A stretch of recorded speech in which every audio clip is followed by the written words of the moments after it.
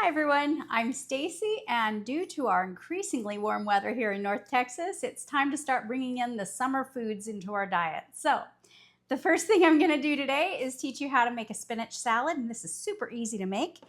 All I'm going to do is add 6 ounces of baby spinach to a bowl. I think the real secret is going to be when we make the dressing. Then I have about 1/4 cup to a 1/2 cup of chopped pecans. You can also swap that out for sliced almonds if you'd like. Then I have a cup of sliced strawberries and almost a cup of the red onions, so just slightly under. On these ingredients, it's kind of up to you on how much you want to add.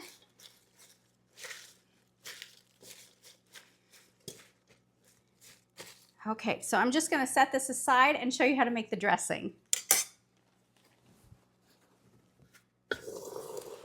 All right, so the first thing I'm going to add is a 1/2 teaspoon of Dijon mustard. Then 1½ tablespoons of honey. A 1/2 teaspoon of kosher salt.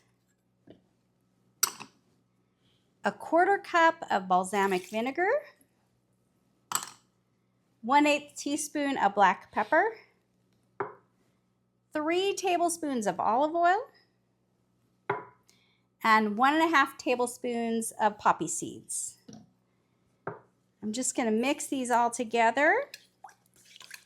Okay, now that this is all mixed up, I'm just going to pour it into a jar and refrigerate it until it's time to serve.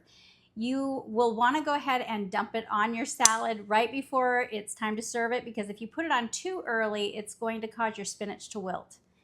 Anyways, that's all there is to it. I hope you have a wonderful day. Bye.